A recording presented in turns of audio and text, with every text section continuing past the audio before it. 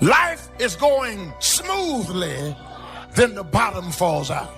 Everything is coming up roses, then the bottom falls out. That life starts going your way finally, then the bottom falls out. And when we begin to understand and know that, accepting that reality, that we will never ever have things just on an even keel all the time, that you're going to have some ups and you're going to have some downs. But during those down moments, that's where the growth takes place. That's where the work is. You worked on a job 35 years and now you're laid off. You planned for life to work a certain way and then the bottom falls out. You're looking for this and God sends that. That even though you love God does not mean that the bottom will not fall out. You might be going through a season, since darkness is the absence of a thing. You might be going through a season of the absence of a thing that you legitimately need, but it ain't over. You have to be awfully immature to think that every day is going to be a good day. Some days are better than other days. And some days, if it ain't one thing, it's another. One of the things that we know about life is that it is always changing. Sometimes you're up, sometimes you're down. Sometimes things go real well, and sometimes they don't. Sometimes you're happy, and sometimes you're sad. Now that's that thing called life. You may have to function for a while without the absence of the thing you adore. But it's not over. It's just that God has created the treasures of darkness. And in order to create the treasures of darkness, he has to take away light so that he can incubate what he's about to do in your life. And I'm going to tell you right now, it won't be easy. It will be hard because life is hard. That's what life is. And these challenges, they're going to do their best to take you down. Do not let them. Stand up, dig in. In the end, we are only as strong as the adversity that we overcome. The pain of the adversity will eventually subside, but the lesson will always remain. And that lesson will strengthen you to endure your next battle, this time stronger and wiser than before. Line up those problems and confront them. Face them. Do not let them bring you down. In fact, let those challenges raise you up. Let them elevate you. What do you do when you tried and failed and you want to quit and you want to give up? Because trying again means hurting again, means risking again, means believing again, means hoping again. Sometimes you can be blessed and be unhappy because even though things are going right, they're not going according to what you had believed and expected, and you know that something is missing out of your life. What do you do when something is missing out of your life and the things that replaced it do not compensate for what you lost? I've always been told how average I can be. Always been criticized about being average. But I want to tell you something. I stand here before you, not listening to those words, but telling myself every single day to shoot for the stars, to be the best that I can be. Good enough isn't good enough if it can be better, and better isn't good enough if it can be best. Turn your wounds into wisdom. You will be wounded many times in your life. You'll make mistakes. Some people will call them failures. But I have learned that failure is really God's way of saying, excuse me, you're moving in the wrong direction. Other than death, all failure is psychological. Other than death, all failure is psychological. Think about that. If you aren't dead, then it's just psychological. Does not mean that you won't lose some battles, because you will. We all will. But it does mean that as long as you don't surrender, as long as you don't give up, as long as you don't quit, then you haven't failed. It just means you've made a temporary tactical retreat, a brief withdrawal, so that you can regroup and reattack. If you get beat, unless you're dead, you are not defeated. And you have not failed. What you've done is you've learned. You've gained experience, and you're still alive. So get up and go get after it.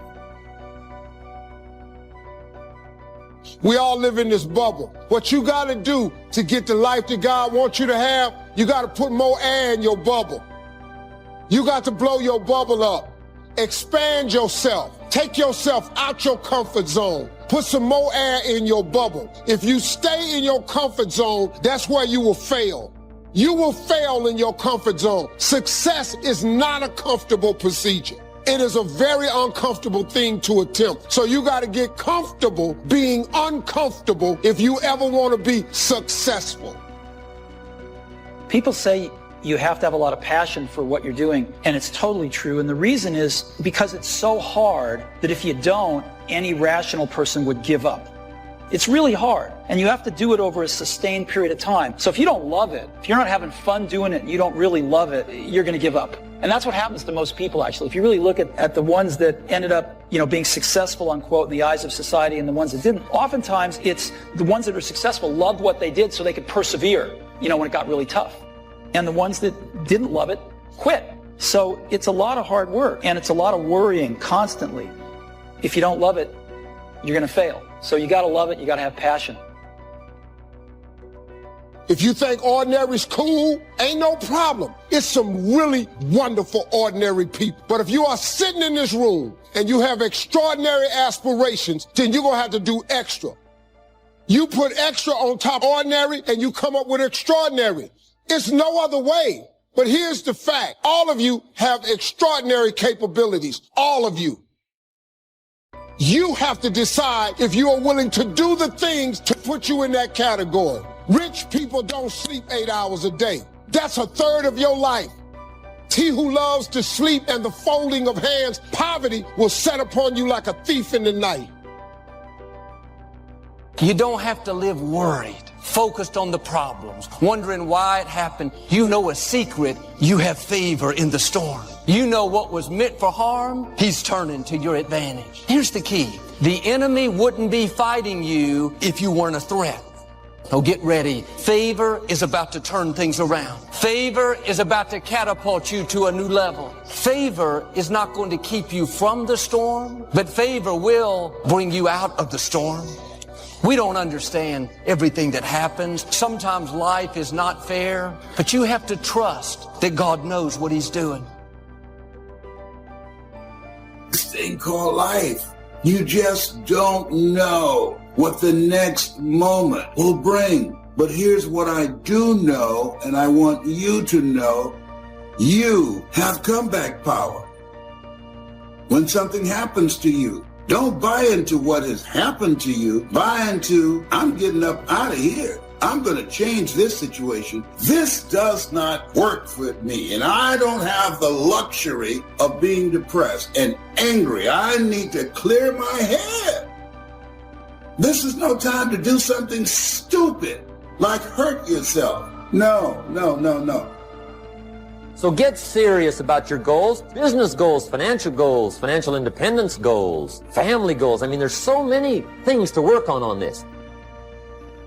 And if you don't get busy and work on it, sure enough, the time will pass. And sure enough, 5 years from now, you'll wind up where you don't want to be, wearing what you don't want to wear, driving what you don't want to drive, being what you don't want to be. Now's the time to fix it. Your goals are affecting you, whatever they are. Your goals affect your attitude, personality. All day long, we're being affected by our goals. You got to clear your head so that the decision that you make represents the best in you. People who don't stop to clear their heads, they react. They don't respond. Be still and know that you're going to get through this. You're going to get through this. And you don't want to be radical. You don't want to be erratic. Just be still and know I'm going to get through this. You got to assure yourself. You have to encourage yourself. You have to clear your mind. Your better future is a dream. Where do you want to go? What do you want to do? What do you want to be? What do you want to see? You've got to dream dreams. Without dreams and visions, people perish. You've got to have something to go for. Take the crumbs from starving soldiers, they won't die. Take the bread from hungry children, they won't cry. But without dreams, we all will die. You've got to dream. Don't lose your dreams. Becoming something unique on your journey here, don't lose your dream. That's long-range goals. Got to have those. Because if you set up something short-range, go for it. Get it. Latch onto it. Work hard. Accomplish it. That starts building your strong feelings to go for your dreams. Economics plays a major role in everybody's life, which means it ought to be meticulously well planned for tomorrow. An area of life that matters clearly to all of us is time. And most people have very little mastery of this. I don't mean checking things off your list. I'm meaning squeezing out of your life what matters to you most.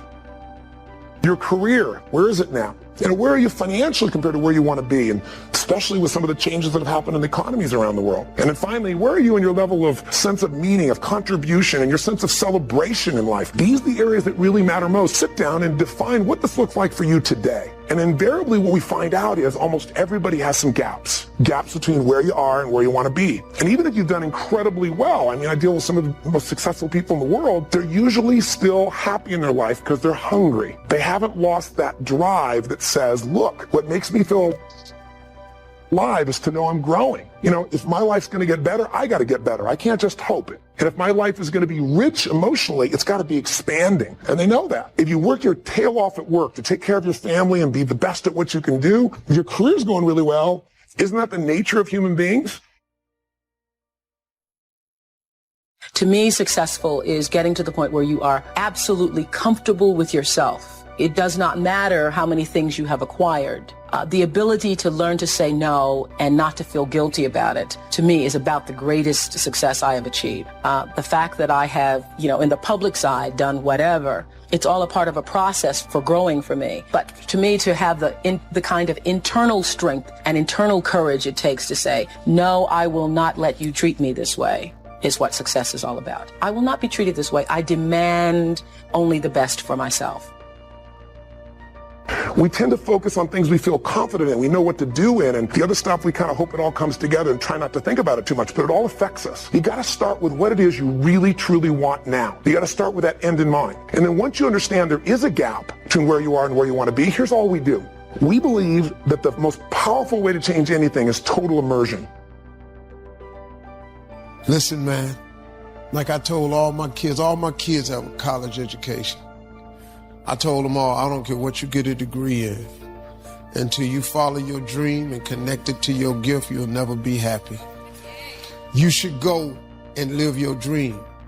God puts your real life in your imagination. That's where your real life ain't in your present circumstance.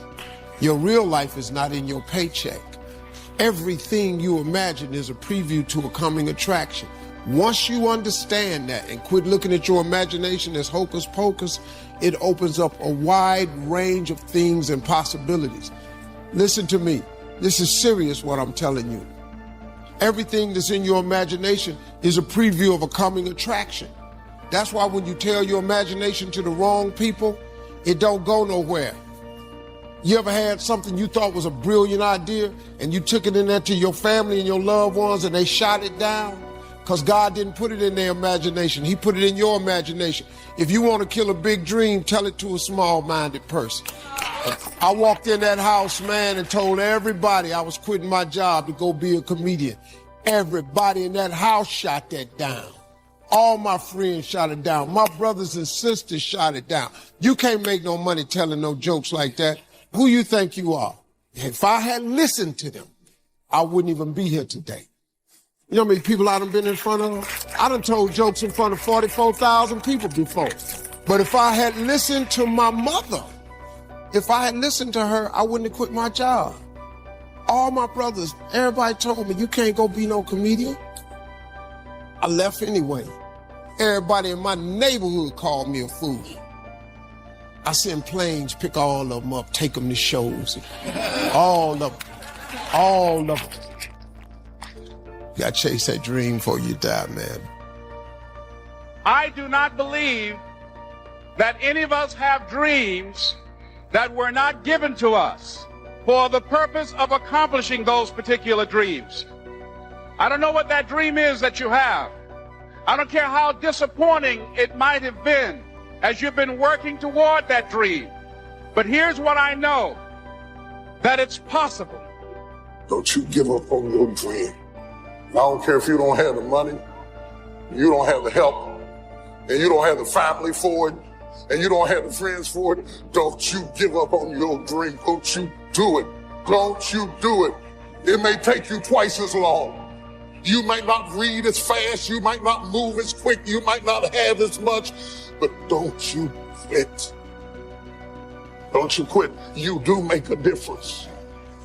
As weak as you are, as tired as you are, as many mistakes as you made, you do make a difference.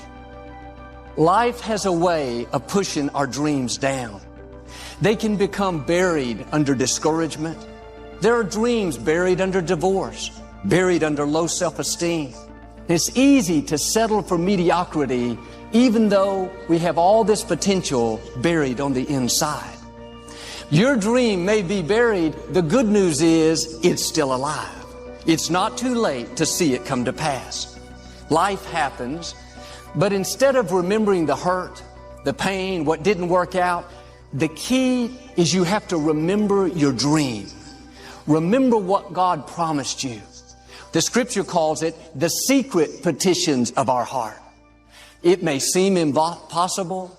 Every voice tells you it's not going to happen. But God is saying, what I promised you, I'm still going to do. If you'll do your part and start believing again, God is going to resurrect what you thought was dead. You tried, it didn't work out, it's been so long, they're going to suddenly come back to life. What should have taken years, God's going to do in a fraction of the time. He hasn't changed His mind. He has the final say. You may not understand why a business didn't make it, why you came down with an illness. You were doing the right thing, but the wrong thing happened. It's all a part of the process. It's not just a setback, it's a setup for God to get you to where you're supposed to be. It may look impossible. All it takes is one touch of God's favor. What has God put in your heart? What did you used to be excited about? Now you think it's been too long. You don't think you could write the book, see a marriage restored, start the business. No, get your passion back. People can't stop you. Bad breaks, disappointments, loss. The Most High God is on your side. That if He be for you, who dare be against you? We don't have to fall apart. God controls the whole universe. But you have to do your part and keep your faith stirred up. The enemy would love to deceive you into burying your dream. Don't believe those lies. It's not too late to become all that you were created to be. That dream that's been buried is going to come back to life. This is what allows God to do great things. God is moved by our faith. He's not moved by our discouragement. Joel, I'm never going to meet the right person. I've been hurt too many times. You're remembering the wrong thing.